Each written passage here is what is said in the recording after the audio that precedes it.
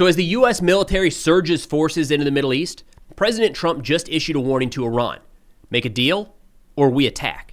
And this time it's going to be much, much worse than before. So prior to the last couple of days, the United States did not have the necessary assets in the region to be able to carry out a sustained and effective air campaign against the Iranian regime. We do now. In looking at the resources we now have available to carry out these strikes, we're looking at a couple analysts here, Defense Geek and Ian Ellis, both doing some incredible work over on X. Both of their profiles will be linked in the description below. Between these two, they're tracking the Abraham Lincoln Carrier Strike Group, which is, last I heard, set to arrive in theater any day now. That includes Carrier Air Wing 9, made up of F-35s, FA-18s, EA-18s, and more. They're tracking as many as 454 Tomahawk land attack missiles at the disposal of naval forces in the region that could be utilized against Iran. And then in addition to the aircraft coming with Carrier Air Wing 9, they're tracking roughly 54 F-35s, 72 F-15s, 24 F-16s, 45 A-10s, Reapers, Predator drones, refuelers, search and rescue aircraft, and more. In fact, it's not just the United States. Of course, we do think that Israel would likely participate in any direct strikes taken against the Iranian regime, so you can add the Israeli aircraft on top of this. And in the last few hours, we've got notification that UK, Italian, German, and Spanish cargo aircraft have been making trips to the Middle East as well. I've not seen any indication that those countries or others, other than the United States and Israel, are likely to participate in the actual strike missions, but maybe some in support. Now, the one thing that's missing from all of this is ground troops. Of course, we do have troops in the Middle East, and there are troops included in the Carrier Strike Group here. Not very many, and nowhere near enough to be considered for any sort of land operation. So that has never really been in the cards anytime recently for the U.S. to put boots on the ground in Iran, and nothing is in progress right now, seemingly moving in that direction. Now, President Trump's statement just a few hours ago, he said, quote, "A massive armada is headed towards Iran. It's moving very quickly with great power, enthusiasm, and purpose. It is a larger fleet headed by the great aircraft carrier Abraham Lincoln than we sent to Venezuela. Like with Venezuela, it is ready, willing, and able to rapidly fulfill its mission with speed and violence if necessary." More on that comparison to Venezuela here in a second. He says, hopefully Iran will quickly come to the table and negotiate a fair and equitable deal. No nuclear weapons, one that is good for all parties. Time is running out and is truly of the essence. As I told Iran once before, make a deal. They didn't, and there was Operation Midnight Hammer, a major destruction of Iran. The next attack will be far worse.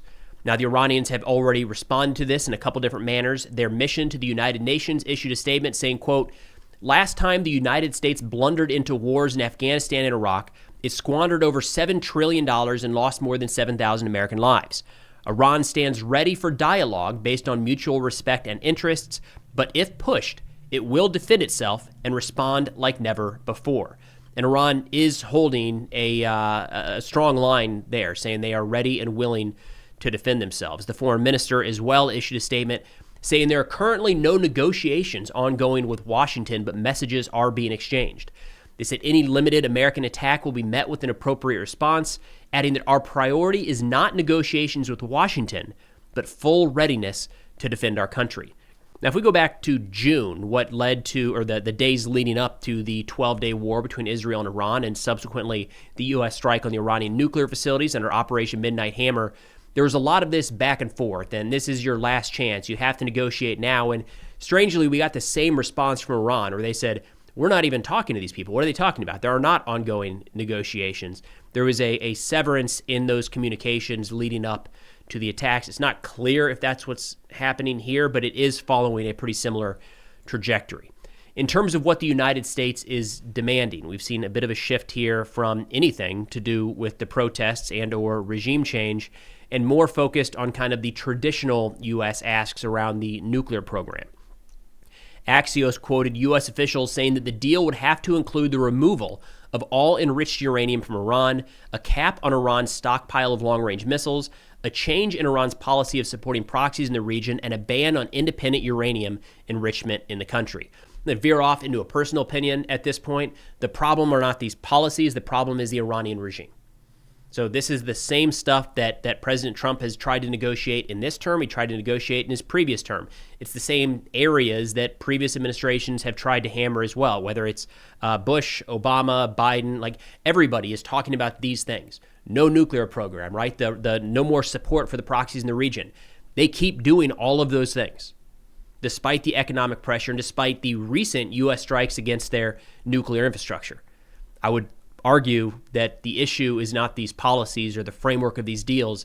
The issue is the Iranian regime that is currently in power. But that does not seem, from what I've seen, to be a core component of the U.S. demands right now. Now, in terms of other responses in the Middle East, the Houthis have issued a statement saying that any U.S. military vessel in the Red Sea or Arabian Sea they will view as a threat and treat them as a viable military target. Of course, the U.S. carried out a pretty sustained aerial campaign against the Houthis back at the beginning. It intensified at the beginning of Trump's second term, but they did have a degree of a ceasefire agreement in place, and there's not been strikes back and forth since then. We do also have a couple different notes. I'm going to pull up a map here as we talk through this. A couple different notes, public notes from some of our allies in the region denying our use of their airspace for any strikes against Iran. So Iran here in the middle of the map, Tehran in the northern portion of the country. Publicly, in just the last 24 hours, we have had Saudi Arabia come out, so here to the southwest of Iran, saying their airspace is closed for U.S. military operations in Iran, and the same from the UAE. So over here directly south of Iran. So southwest kind of closed off to U.S. aerial operations. We also got some notes. This is not confirmed, but possibly behind the scenes, there's rumors that Qatar, Oman, and Turkey. So Oman here, Qatar a little further north, and then, of course, Turkey up here to the northwest, that Oman, Qatar, and Turkey have said the same privately, as in they're not coming out making public announcements like Saudi Arabia and the UAE did, but privately saying this is not accessible for U.S. military aircraft. Notably, the aircraft carrier would likely be down here in the Arabian Sea, approaching Iran from the south, and would not have to violate Oman, UAE, or Saudi airspace to do that. We would not be coming in from the north. We're getting into Russian territory up here, or the east. And I do believe the last strike, Midnight Hammer, came in over the Mediterranean through Israel, Lebanon, Syria, and Iraq. And we've not heard anything. I mean, Syria doesn't have the ability. Really, none of these countries in the West. Israel would let us through. Lebanon, Syria, and Iraq don't have the means to necessarily intercept or disrupt those flights. But this was the path of the B-2 bombers that moved in to hit the Iranian nuclear facility. Either way, while there are still plenty of paths for the U.S. to carry out strikes inside of Iran, it is notable that some of our allies here that are opponents to the Iranian regime, like Saudi Arabia, notably here, is taking a pretty hard stance, seemingly not wanting the U.S. to take military action anytime soon. Now, shifting over to a statement here from Benjamin Netanyahu, the Israeli prime minister. If Iran makes that terrible mistake and attacks Israel, we will respond mightily in a way that Iran has never seen before.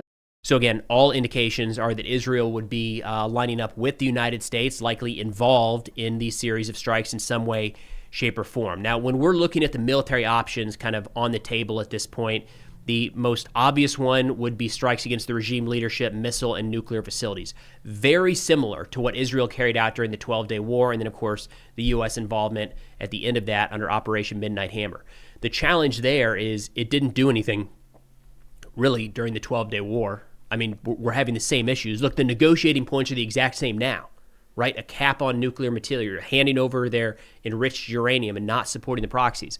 So if the 12-day war and all of those strikes didn't get the job done, it's hard to look at that now and say this time will be different unless it is a very long-term sustained campaign. And those were serious strikes Israel carried out over the course of that nearly 2-week campaign. So maybe, but again, that has been tried very recently to, I would argue, not a lot of effect. Another one being brought up here is the possibility of a naval blockade against Iran to really hammer any of their oil exports. Possible, adding more pressure to the regime. That's more in the category of trying to enforce change and forcing them to the negotiating table.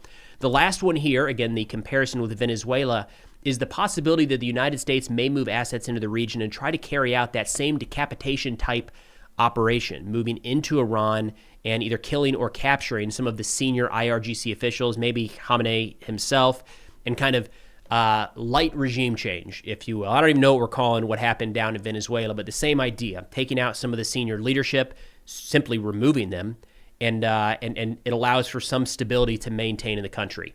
That I would never have considered being in the cards up until it happened in Venezuela, and I think there's a lot of confidence right now in the Trump administration, and it wouldn't be the craziest thing in the world if someone is floating that idea. Now, whether or not it would be successful is a whole different story, but that very well might be one of the considerations. So rather than just kinetic strikes trying to kill these guys with missiles or drones, maybe going in and trying to pick a couple of them up.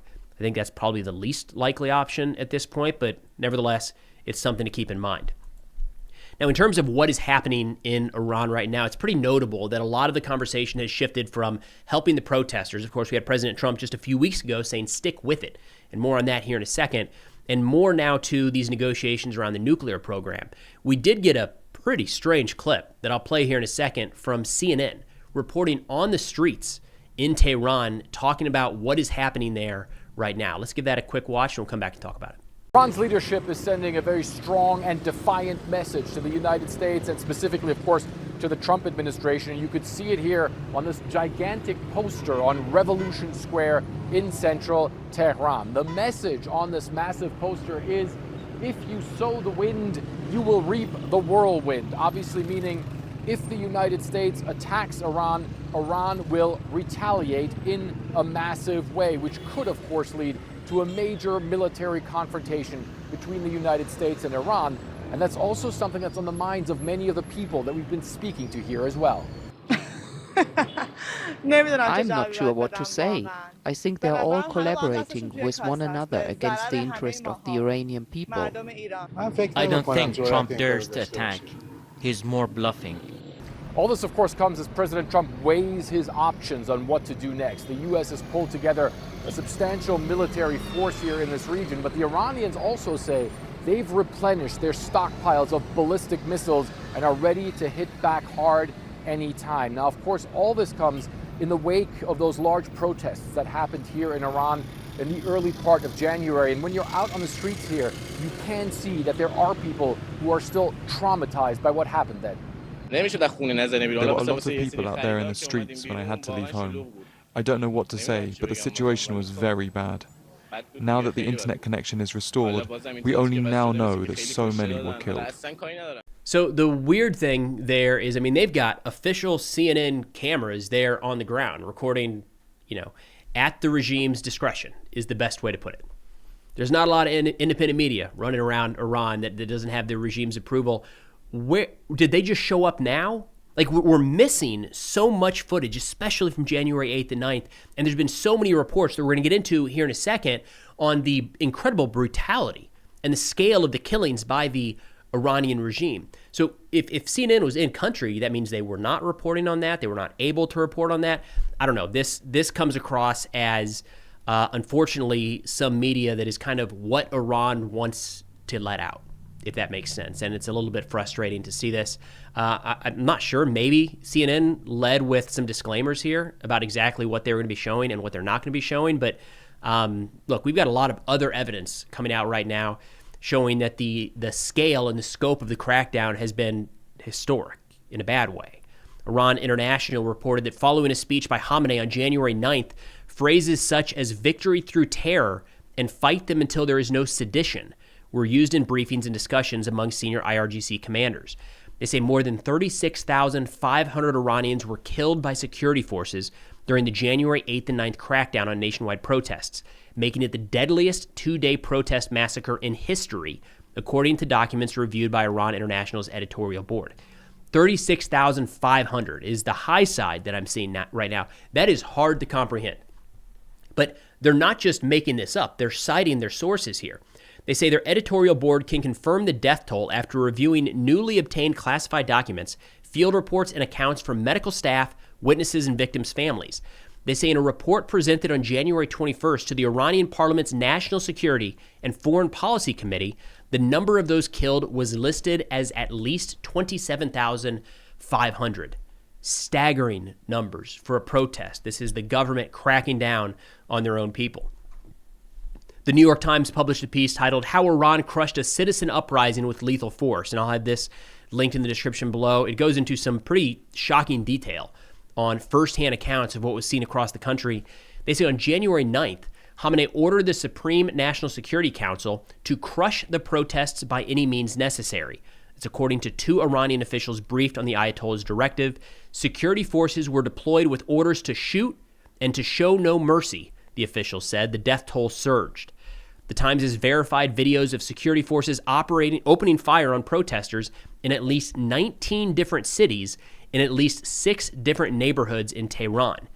They said around 40 verified videos show gunmen and security forces cracking down on demonstrations. Across the footage, they are seen riding in pairs on motorbikes and using a variety of weapons, including firearms, batons, and tear gas. One of the doctors was quoted as saying, "What I witnessed will forever haunt me. I feel guilty that I'm alive." And so we've got Iran International citing their sources, we've got the New York Times citing their separate sources, and we've got Time citing their separate sources, where they say as many as 30,000 people could have been killed in the streets of Iran on January 8th and 9th. 2 senior officials of the country's Ministry of Health told Time. So many people were slaughtered by Iranian security services that Thursday and Friday it overwhelmed the state's capacity to dispose of the dead. Stocks of body bags were exhausted, the officials said, and 18-wheel semi-trailers replaced ambulances. They do add that Time has been unable to independently verify these figures. Those are wild stories. So again, some of the frustration there with the CNN piece is, let's hear some of that. That feels like something that needs to be reported on. And if they are there in Tehran, and they're not talking about what could be the largest, deadliest crackdown by a government against their citizenry in history over a 2-day period, I mean, we're missing the story, right? What are we doing, CNN? Talking about, the feelings of the Iranian people pushing back an American attack? How about what appears to be a brutal massacre carried out in those streets just a couple days ago? There was story after story about how people were waking up in the morning to folks outside cleaning the blood, trying to scrub the blood off the sidewalks, dragging bodies out of the streets, people that have gone missing and the families have no idea where they are. Seems to me like that's probably a story worth telling. Now, we did have President Trump a couple weeks ago at this point send out a message to the protesters. Now, it's arguable whether or not that actually reached them because the internet was shut down at the time and continues to be shut down for what it's worth. Again, just adding on to the responsibility I think that CNN has in that category. The citizens can't get their information out. We've got a U.S.-based news outlet there. What they tell and what they choose to not tell is very, very important. So internet still shut down. Not sure the protesters got the word that President Trump said, keep going. We stand with you. But that message is continuing to percolate across the U.S. government. And it's kind of being reframed now saying help still is on the way, just a little bit longer. In fact, here's Senator Lindsey Graham talking about that, saying President Trump keeps his word. We are coming to help. Donald Trump is Reagan plus. He's a man of peace, but not to be trifled with. So what did he tell the protesters? Keep protesting. Help is on the way. I hope he can find a deal to end the bloodshed in Iran. But Iran's the largest state sponsor of terrorism. They've killed probably 30,000 of their people. And here's what I think. When Donald Trump promises you something, he will deliver. To the Iranian people, President Trump has your back. Now, there's a lot of different things kind of being mixed up into one here. I unfortunately think that it might be too late to help the protesters directly in this sense. I think the Iranian regime has brutally and effectively put down this uprising. Whether they did it themselves, they certainly called in some of their allies, be it Hezbollah, Iraqi Shia militias, even some from Afghanistan. They have put this protest down. Most of the footage that we're seeing right now of large gatherings in the streets were from weeks ago, and they're just now making it out because of the internet shutdown. So unfortunately, I think there was an opportunity missed there by the United States, by Israel, and any number of our allies. What are we doing? How many years? 47 probably at this point? Have we waited for a time where the Iranian regime was right on the brink of falling? And there's a great article we cited in a recent video where somebody said, hey, now is the time. The Iranian regime is going to change. There's going to be some disruption at the top because Khamenei is 86 years old. He's only got a few years left. What's it going to be when he leaves? There's no clear successor. So they presented it as this is the time. Step in and help shape the future direction of Iran. And from everything I've seen, we've just sat on the sidelines. Yes, we're moving military assets into the region. The crackdown of the protest was 3 weeks ago. Like 3 weeks ago, 30,000 people on or about were killed. That is a very slow response. Now, it's not, at the time, 3 weeks ago, we did not have the massive military buildup that we have in the region right now. But from what I can tell, we didn't do anything at all. And look, I feel for the protesters, all of these citizens standing up, wanting a better life and trying to make a better life for themselves and their future generations, taking to the streets and risking their lives, and so many giving their lives. But I understand if you might say, well, we can't be the police force around the world. I get it. Understand that's a rising sentiment here in the United States. The Iranian regime has American blood on their hands. They do. The regime continues to support, fund, and train proxies throughout the Middle East that specifically target Americans as well as our allies. They killed countless in Iraq, helped fund and equip militias and terrorist organizations that killed Americans. They continually, the IRGC, is funding criminal organizations trying to carry out assassinations in the United States. It's a criminal regime that hates America. Seeing them fall would be a net win for the United States. It would increase our security at home and abroad. It would help stability in the Middle East. The fact that we're not taking any steps there seems like we really dropped the ball. Who knows? Maybe something will come out in the coming weeks, months, or years, and we find out that we were heavily involved and really tried to push this and just couldn't get it across the finish line. But as of now, it really does seem like we've just been on the sidelines, hoping for the best and wondering if the unarmed protesters out there have enough to overthrow this brutal regime. And as of right now, it does not look like that's the case. But it does look like the U.S. is really preparing for a strike. A number of analysts that I follow right now are saying something along the lines of, it's not if, but when. As in, you don't move this volume of military resources into theater without doing something. And I think that's probably what we're going to see here before too awful long. That's all we got for now. Thanks for watching, and I'll see y'all next time.